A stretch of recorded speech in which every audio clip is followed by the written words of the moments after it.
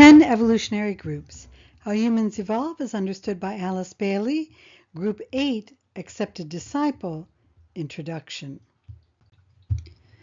These groups reveal how humans progress from their baser animal instincts, where they are focused mainly on surviving and procreating, to the point where they know who they are as spiritual beings and live accordingly.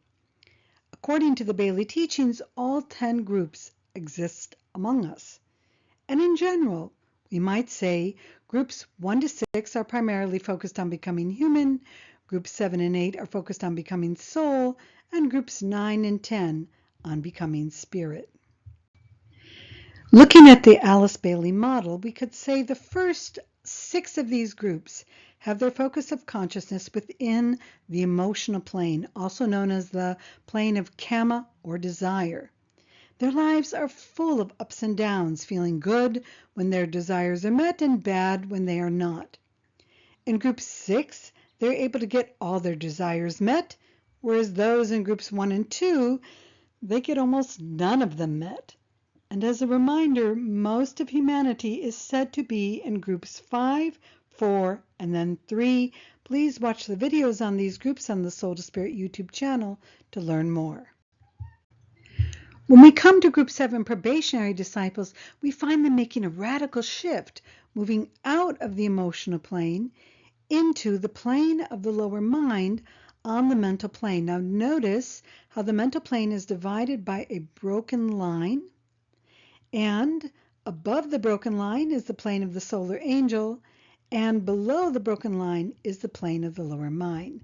Now this group is heavily focused on gaining intellectual and philosophical knowledge and or on having mystical, ecstatic, or drug-like experiences. But when we come to group 8, we see a change as they reach the top of the plane of the lower mind and the shift eventually into the plane of the solar angel. We are also told that getting into the plane of the solar angel or even the mental plane is rare. Remember, most of humanity is group 5, 4, and then 3 on the emotional plane. And the presence of group 8 accepted disciples, we are told, is even more rare. Now, in the time that Bailey books were written between the 1910s to the 1940s, we read, quote, that there is not as yet a very large body of disciples in incarnation at this time, and that the apparatus, with many who are functioning on the level of discipleship, is but in embryo, is profoundly true. It should be remembered, however, that the world cycle has only just inaugurated and will cover a vast period of time. There are only about 400 accepted disciples in the world at this time. That is, men and women who really know they are disciples and know what their work is and are doing it. There are nevertheless many hundreds out of the present generation of young people who are on the verge of acceptance, and thousands are on the probationary path. That comes from Treatise on White Magic, page 164. So, considering there were about 2 billion people on the planet at the time that Bailey was around, and now there's almost 8 billion people, we get an idea of just how rare being a Group 8 accepted disciple is. Because there were 400 supposedly at the time. I have no way of proving if that is true, but just going with what the books say, 400 out of 2 billion people. And even if there are thousands in our time, that is almost nothing compared to the fact that we have 8 billion people now. I mean, I don't do very well at math, but that's like what? 0.0000 some zeros 0.1? I mean, it's just very, very, very small. Again, we are told we're only at the beginning of a cycle where Group 8 accepted disciples are emerging. And now we're going to look at the criterion of what it takes to be a Group 8 accepted disciple. And as we look at it, we may understand why the rarity of being a Group 8 accepted disciple is so true. So let's look at some of the main themes for the Group 8 accepted disciple. First of all, they've mastered the rules for probationers. Second, they've mastered the different things that are required for accepting disciple. They've also mastered the different requirements for pledged disciple. The glamours no longer hold them. They have mastery of soul magic. They can enter into samadhi at will. The city temptations are overcome, and they've overcome other temptations that we will look at here. So the rules for probationary disciples, Group 7, probationary disciples that come from the Bailey book, Initiation Human and Solar, are pretty much automatically followed for those who are accepted disciples. And there are videos on the Soul to Spirit YouTube channel for each one of these different rules. You can look at those videos to understand more clearly what these are, but the accepted disciple has them down. We also learned in the Understanding Samadhi series on the Soul to Spirit YouTube channel that these rules for probationary disciples parallel in many ways the yamas and niyamas found in the Yoga Sutras of Patanjali. And as you've heard me say in other videos, Alice Bailey's version of the Yoga Sutras was Light of the Soul, but especially as we go from Group 7 to Group 8, we need to learn the Yoga Sutras of Patanjali, and the yamas and niyamas are part of that. And you can go to the Understanding Samadhi series if you want to learn more about the yamas and niyamas. And at some point in the future, maybe I've done it by the time you see this video, I'm going to do more formally a class on the Yoga Sutras. The accepted disciple has also passed the many themes for the accepting disciple, and there is a video on this, but the main point here is that for the most part, all of these are mastered by the accepted disciple. The accepted disciple has also either completely mastered or almost mastered all of the themes for the pledged disciple. And there are videos on the accepting and pledged disciple. You can go to those videos to learn more. The accepted disciple has also mastered the glamours listed in Glamour a World Problem by Alice Bailey. Here is a list of some of them. And here are some more glamours that they are trying to work through. These glamours are sorted according to ray type, so depending on what your ray is, you may have a propensity to have some of these glamours more than others, but the point is these have to be overcome as an accepted disciple. The accepted disciple has also mastered soul magic, which we began to learn as a Group 7 probationary disciple when we resided down here in the plane of the lower mind. As a Group 8 accepting and pledged disciple, we were learning it more as we were residing in the top levels of the plane of the lower mind, and the accepted disciple is crossing from the plane of the lower mind into the plane of the solar angel and is becoming receptive to the soul. This is the soul, egoic lotus, and causal body. They're all the same thing. And then is becoming receptive to the solar angel. The solar angel influences the soul, influences the Group 8 and Group 7 disciples. Soul magic is a twofold process. The first step being how the solar angel, as it influences the soul, is attempting to purify the mental, emotional, etheric, and physical aspects of the especially Group 8 accepting, pledged, and accepted disciple. And the accepted disciple has done pretty much all, if not most, of this purification work. Now, because the Group 8 accepted disciple has done most, if not all, of that purification work of the mental, emotional, etheric, and physical bodies, they are more likely to be receptive to the ideas that come from the solar angel into the soul in the way where they are a clear channel, receiving those ideas and turning them into clear thought forms that represent more and more of the truth or reality. If there are distortions going on there, that means the glamours are not cleaned up the purification work has not been done enough, and so ideas and thought forms will be received, but they'll be very distorted or somewhat distorted, which is what happens with a Group 8 pledged, Group 8 accepting, and Group 7 probationary disciple. It also means that the accepted disciple has mastered the beginning stages of samadhi. Now, I have 16 videos on understanding samadhi on the Soul to Spirit channel. I encourage you to watch them. We're not going to have a big lecture on what those all are here.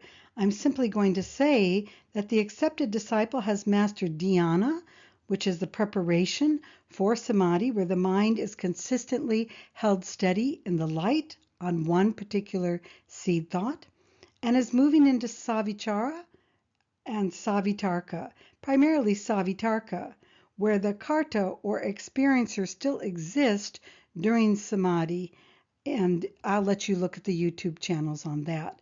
But the accepted disciple has to demonstrate this mastery of their minds here. I also feel that that happens around these two subplanes of the mental plane, just to let you know. So now we're going to look at one of the main themes that the accepted disciple has mastered, the temptations that he or she has overcome. Now the next series of slides come from the Understanding Samadhi videos 13 and 14. So I'm not going to go into detail here. I'm just simply going to mention that these city temptations are overcome by the Group 8 accepted disciple. They are not prone to using these. And especially if you look at some of these city powers, it's important to remember that these are mind powers. It's not like the physical body becomes as minute as an atom. It's that the mind can become as minute as an atom and learn how to split an atom open, such as Oppenheimer and his group did. They were using a city power. So we also see that in Prapti, Prakamya, Sattva, and Vasitva, that these powers to dominate and obtain what you want, freedom of will and attainment of wishes, supremacy over all, and the power to subjugate anyone or anything, are powers of the personality. The personality dominates at especially Group 6 at the materialist level, less so at the aspirant level, is breaking down at the Group 7 probationary level, is breaking down even further at the Group 8 accepting disciple and Group 8 pledged disciple level, and is overcome by the time you become a Group 8 accepted disciple. And you can pause this video if you want to read the quotes on this slide. And here we have the list of the temptations that have to be overcome as represented by Hercules. And Bailey wrote a book on this, which is The Labors of Hercules. And these listing of the temptations come from her. You can pause the video if you want to read them.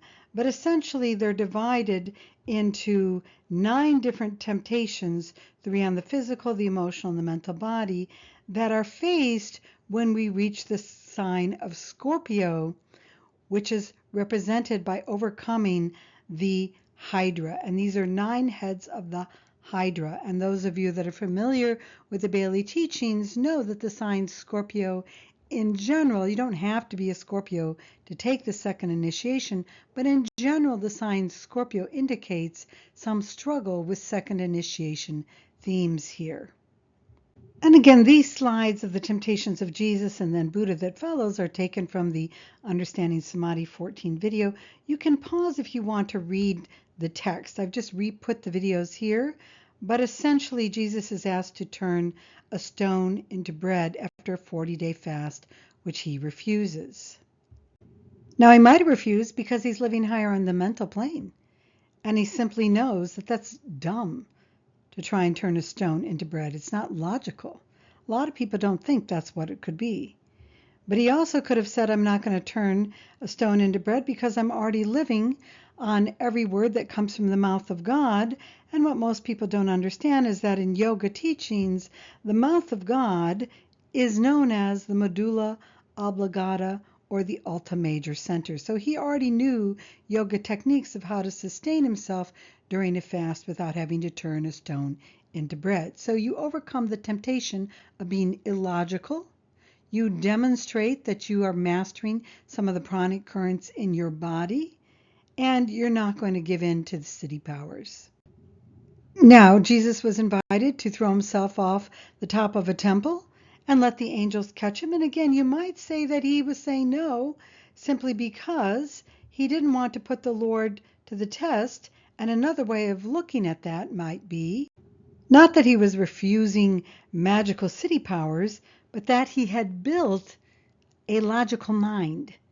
And he knew such a thing was a ridiculous temptation that nobody who was living on the higher levels of the mental plane would give in to. Now, the third temptation is especially significant because Group 7 probationary disciples will fail it. Group 8 accepting and pledged disciples will often fail it. But a Group 8 accepted disciple is not an accepted disciple unless they have passed this test. And what does it mean to have power over the world? It means that your motivation is still that of the selfish personality.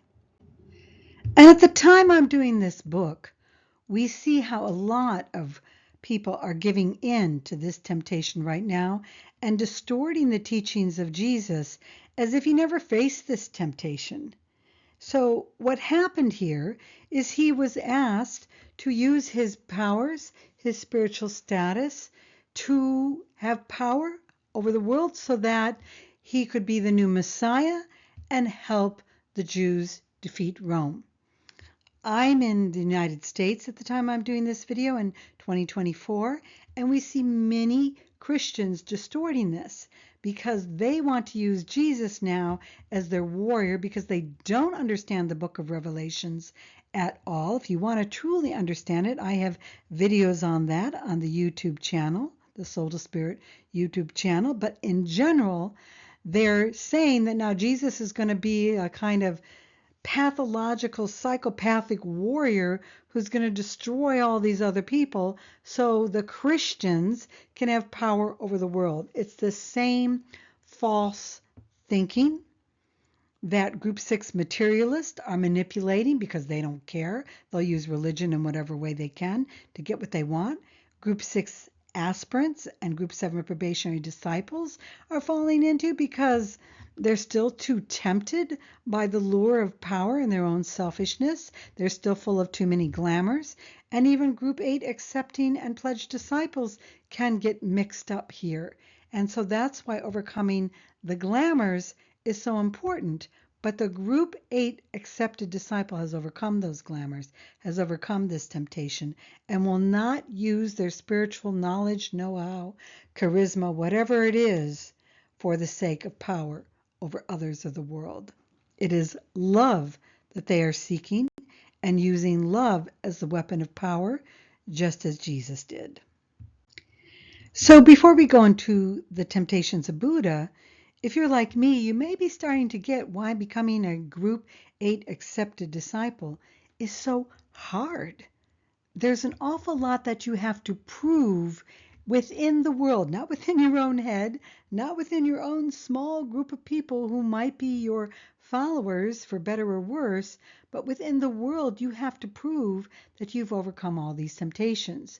And I'm thinking in the back of my mind of certain outstanding people in humanity's recent history who helped move humanity forward in a lot of ways, but goofed up in some of these temptations a little bit. Maybe they had an affair with women or affairs with women, etc.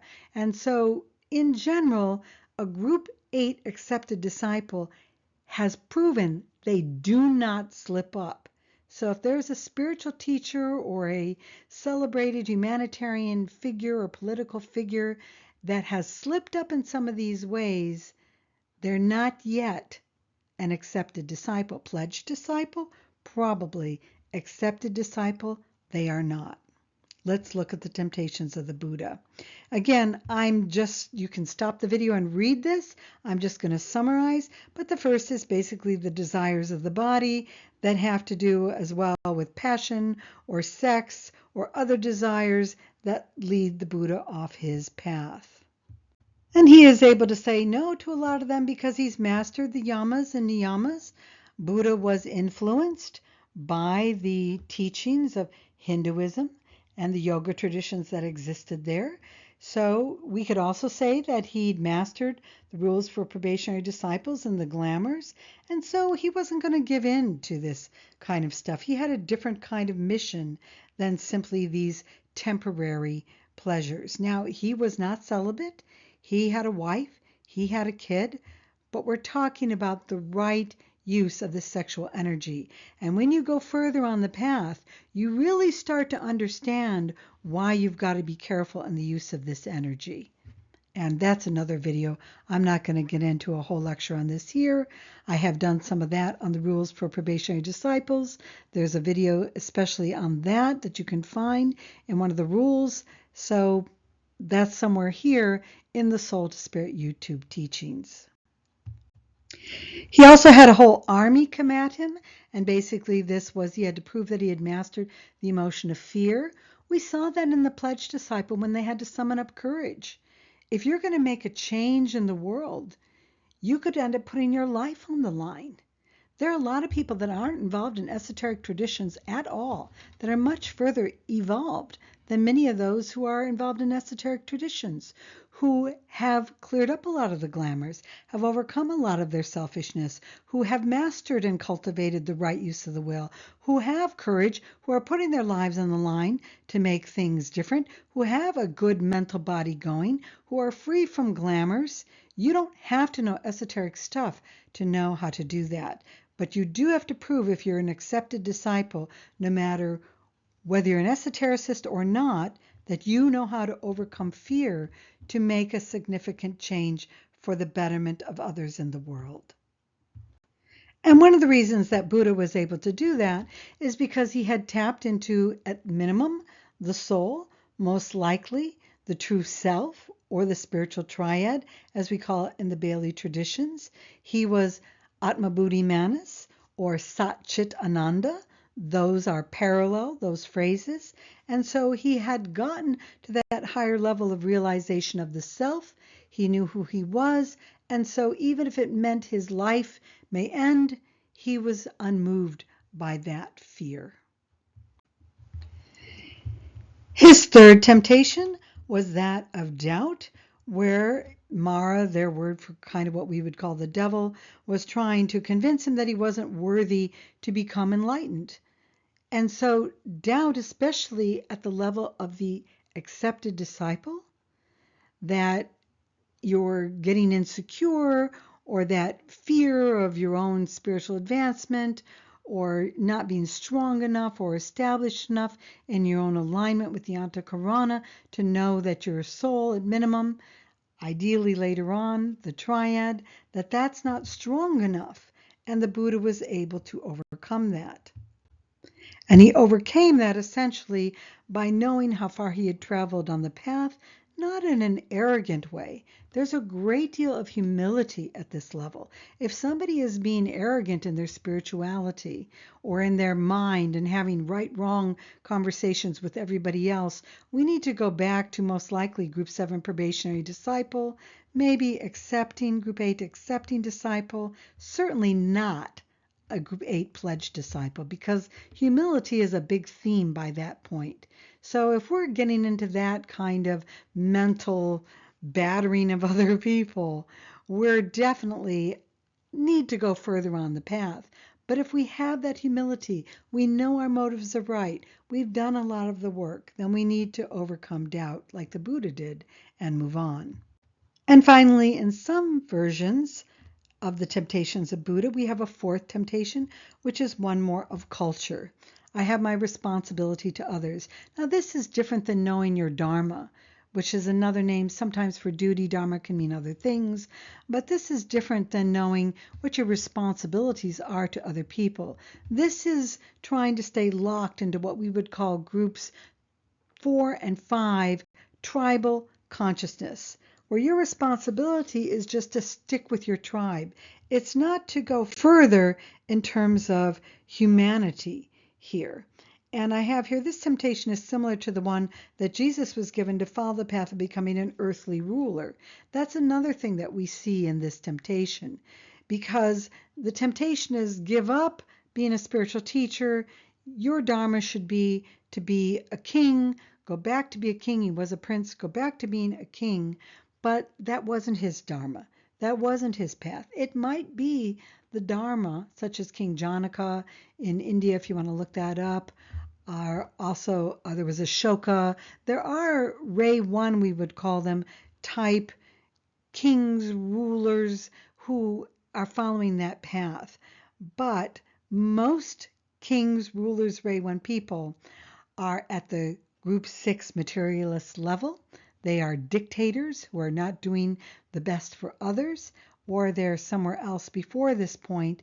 And Buddha and Jesus and the accepted disciple at group 8 has to demonstrate, not just in their own minds off in a little cave somewhere or in an ashram or a protected wilderness space. They have to demonstrate in the world through their service activity that they are busting through barriers to advance humanity in terms of raising and uplifting humanity's consciousness, and that they are accomplishing it without being tempted by their personality selfish tendencies. Now we're going to conclude this video with 2 more themes, the first one being world service. And this is a direct quote. One of the things most needed by every disciple is to apply the teaching given to the idea of promoting and increasing their world service, thus rendering practical and effective in their environment the knowledge that has been imparted and the stimulation to which they have been subjected. This is a suggestion to which I would have you pay real attention. Now that's the end of the quote. I'm going to comment for a moment. So group 7 probationary disciples aren't doing that so much. They're busy either being mystically inclined or trying to have out-of-the-body experiences or altered state experiences of some kind, or they're getting overly intellectual and stocking themselves with philosophical, intellectual, scientific, esoteric ideas. They're not applying it for the sake of service. They're not picking a thing based on their ray makeup and their dharma, their service activity, that they can become increasingly effective in the world doing. And again, more people outside of esoteric communities are like accepted disciples than those inside of it. More people can be found being effective along one service line of activity who are no longer involved in all these esoteric teachings. But these teachings have value because it's supposed to present a new understanding of human evolution, which I've been trying to get more and more easy to dig into in my series of videos. But notice it has to be practical and effective. And not just your little tiny esoteric group has to see the results. You have to be making an impact in a larger and larger way. When you've made that impact, you're an initiate. Let's put it that way. But the accepted disciple has to prove that he or she has been making that impact increasingly and is past the temptations so that the hierarchy, so to speak, can truly use that individual for good in the world. That's why the third initiation is considered the first real initiation, and the first and second initiations or expansions of consciousness are simply preliminary tests, because outwardly, practically, effectively, we're not really demonstrating a whole lot in terms of success, in terms of our service. Let's go back to the quote. Quote, I would like also at this point to bring to your attention the fact that an accepted disciple is not in reality one who has been accepted by a master for training. This is the distortion of a true idea, which in its progress from the mental plane to the physical has achieved a complete reversal or distortion. I'm going to stop for a moment. That means as the idea and the reality have descended in through the emotional level of desire. I want to be accepted by some master, recognized by some master, channel some master's teachings, blah, blah, blah. It gets distorted by the time it hits the physical plane and becomes a service activity. We see lots of those distortions out there, people that claim in Christian nationalist churches to be prophets, etc. It's all over the place. Rulers that are setting themselves up as dictators, believing that they're God ordained. All of this is really group 6 materialist, whether you're spiritual or not, or you think you're spiritual or not, group 6 aspirants, group 7 probationary disciples, maybe some group 8 accepting and pledged disciples, less likely there, but the distortion that it's about me being accepted by a master happens mainly by those lower groups, not by an accepted disciple. Let's go back to the quote.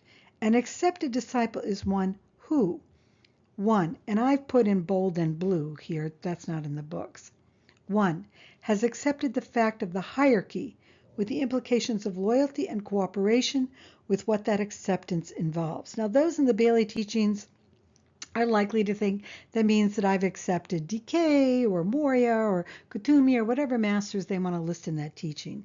It doesn't have to be limited in that way. There are many spiritual beings outside of these Blue Book teachings and who they say are masters. The hierarchy is the long legacy of saints and sages throughout humanity's history who are attempting to evolve human consciousness. And they're not just the few that some Bailey people say that they are. It's much broader than that. But the idea that there are evolved conscious human beings that have been before, that are here now, that are in the present and the future is something that an accepted disciple accepts. 2. Has accepted the fact that all souls are one, and who has therefore pledged himself to seek expression as a soul, the service to be rendered in the awakening and stimulation of all souls contact. So the service to be rendered is the awakening and stimulation of all souls contacted, I should have said. So I'm commenting again. These are accepted disciples, even though it says here you pledged him or herself to something. So don't get confused that we backtrack to a pledged disciple, even though we're using the word pledged. The accepted disciple knows that all souls are one. That is an understanding that is not just mental, it's heartfelt. It's a realization. All souls are one. And because all souls are one, you have no choice but to want to go out there and serve and make a difference. Why? Because you're one with all of that. It's in a way a kind of divine selfishness. It benefits you to benefit others. And thus you are serving all souls that you contact. And the beauty of these 10 evolutionary groups, and I'll continue to expand on this in other videos, it's happening in my life as I'm doing this, is I'm starting to look at people and say, oh, I think they're group 4 and 5. Not because I'm trying to judge them, but because I'm trying to figure out how to help them or how to just simply be with them in a loving way. It's a heartfelt response. It can include intelligence, but it's mainly a heartfelt recognition of, oh, that's the stage that that person's in. How can I encourage that, appreciate that, help steer that in the right direction? Let's go back to the quotes. 3. Has accepted the occult technique of service. His service to humanity determines all his activities and subordinates his personality to the need of the time. Note that phrase. Cultivate insight and a fluid response to the immediate need and not a sensitive reaction to a distant goal. I'm going to stop and comment a little bit again. The occult technique here isn't you're doing some sort of occult work, magical work on the inner planes type of thing. It means that you're able to be mentally polarized and to use your heart mind. I'll use that phrase that we talked about in the Pledge Disciple video. You're able to use that in your service to humanity. You get up every day and you're knowing what your service activity is. You've got an intelligent plan. You're implementing that plan each and every day to the immediate need of humanity, not to some far-fetched thing that you've got in your mind. If you're really far-fetched, you're either have some challenges psychologically, or you're a Group 7 probationary disciple who isn't trained enough yet to understand what the path is really about here. Let's go on with the quote. 4 has accepted the plan, as indicated by the teachers of the race. He seeks to understand the nature of the plan and to facilitate its manifestation. One of the major undertakings of the accepted disciple, or as I would prefer to term it, the accepting disciple, is to transform himself from a well-intentioned idealist into a man of action on behalf of humanity. And that's from Discipleship in the New Age, page 83. So I'm going to do a quote again. First of all, there might be another confusion in here. One of the major undertakings of the accepted disciple, and then backtracks and calls it an accepting disciple. But notice what comes after that. The accepting disciple is still in the process of transforming from a well-intentioned idealist into an accepted disciple, a man of action on behalf of humanity. So that's why you see that little exchange in phrases there, because there was kind of like, wait a minute, I'm not really talking about an accepted disciple. I'm talking about an accepting disciple who still is to transform himself to become an accepted disciple, a man of action on behalf of humanity there. And you've accepted the plan, and as an accepting disciple, you're trying to do the cleanup work to implement it and understand it better. As an accepted disciple, you understand what it is, you know what your piece is, and you're doing your piece to solve an immediate need to be effective in the world. So these slides are from other videos that I've done, and this was taken from the Pledge Disciple video. If you want, you can go back and read that, but generally, remember, we first had to have the sacral to throat center shift that Group 7 especially was working on. Then, those in Group 8 are working on the solar plexus to heart center shift, which the Group 8 accepted disciple has completed. Which means when we've gotten through all of this and we're residing primarily from the lower mental plane onto the higher mental plane, and we're in touch with the soul, we are, as a Group 8 accepting disciple, at the point where we are now soul infused. Our personalities are living according to soul values in an everyday way, which means we've also gone through the second initiation or second expansion of consciousness as put forward by the Bailey teachings. So you can see in summary, this video and the videos before are showing us where are we on the path? Have we really accomplished all this? Can other people point to us and say we've accomplished all of this? If not, we're going to have a little bit more humility. And now we're going to leave Group 8 at this point. We're going to go into Group 9.